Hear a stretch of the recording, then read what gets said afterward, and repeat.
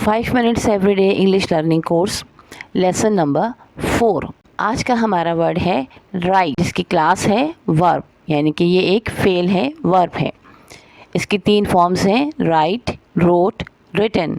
Right की spelling है WRITE write, wrote की स्पेलिंग है WROTE रोट, और रिटन की स्पेलिंग है WRITTEN रिटन।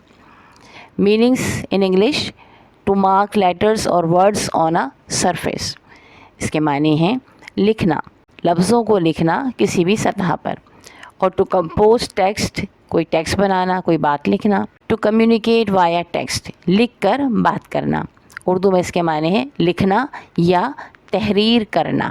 सिनोनिम्स इसके जैसे माने वाले अल्फाज हैं अंग्रेज़ी में: scribble, SCRIBBL scribble, note, compose, draft.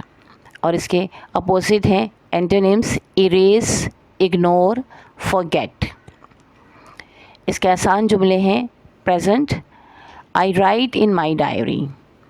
Past, past tense, he wrote a letter.